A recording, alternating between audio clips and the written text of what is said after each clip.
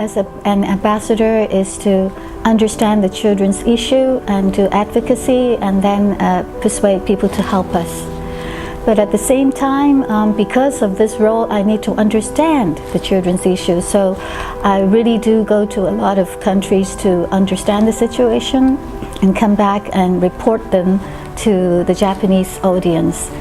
As an advocate, I have the responsibility to tell my donors what happened to all the funds.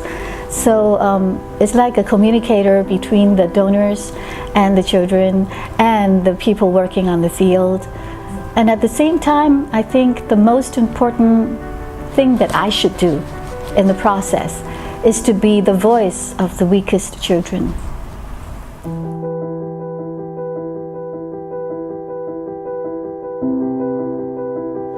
When I was in Ethiopia for the first time, it was during the big famine, and there was also a civil war.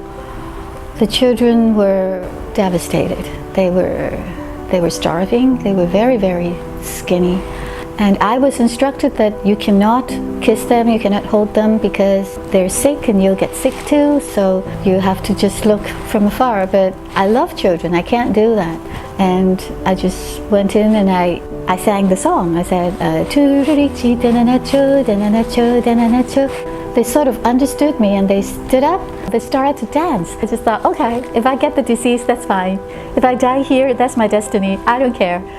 And once I thought that, something liberalized me. Like, I felt free. I'm not afraid anymore. I'm not afraid to die there. I'm not afraid to be sick. And then suddenly I understand that, you know, living is not about myself. It's about living together. If you're alive and you're alone, that means nothing. And I think they taught me a lesson that there's something bigger than myself, bigger than my life, and it's worth pursuing.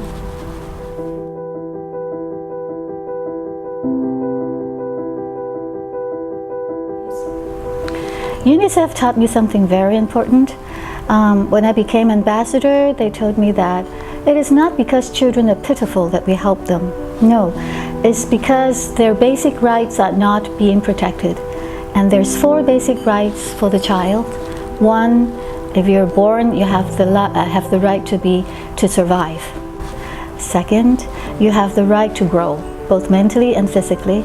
And 3rd, you have the right to be protected so that people will not exploit you or hurt you.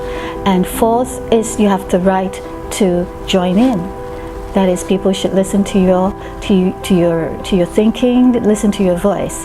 And because the world is in such turmoil all the time and unequal, and people are too busy about their own lives, that we neglected to protect children of these 4 basic rights.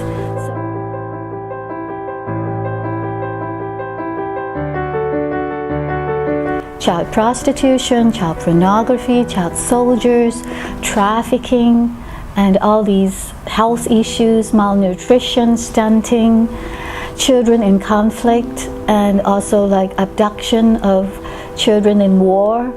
And there's also like issues like violence at home and children not being able to go to school, and sanitary, hygienic problems, and not having access to clean water.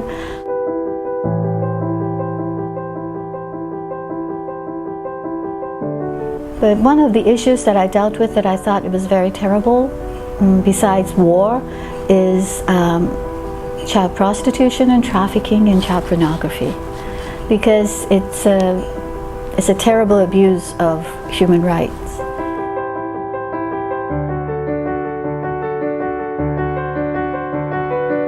Education is one of our main problem-solving tool, because if you educate a child, you empower the child to be a better person and to have better chances in life. And we have pushed this universal education, compulsory education in many countries, and we have succeeded quite well. With the Millennium Goals, we haven't really get to 100% of school attendance, but we're getting close to in most countries, except in the warring countries and the very poor countries. But right now we're looking at trying to make sure that they have quality education. It's not just going to school, but staying there and learning things.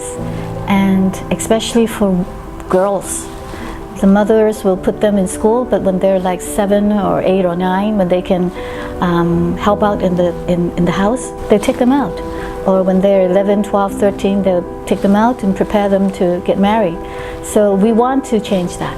We want every girl to learn at least to maybe grade 9, if possible high school, but that's not the reality yet. We still have a lot to go.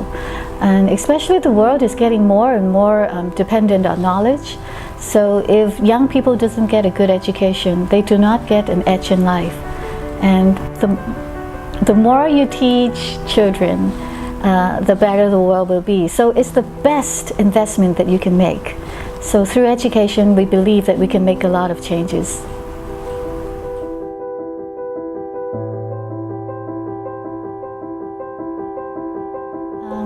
I can't force people to feel sorry for children or whatever.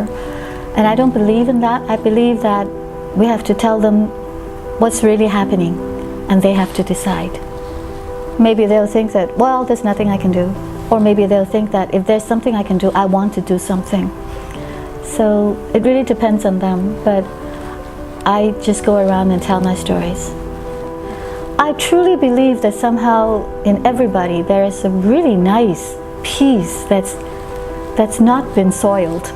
It's clear, it's shining in our hearts. And if they listen to stories about children around the world, suddenly that part grows, and then it sort of take over, and then they'll do an action, maybe help UNICEF or do some volunteer work themselves. So I believe in the power of stories of the children that I've met.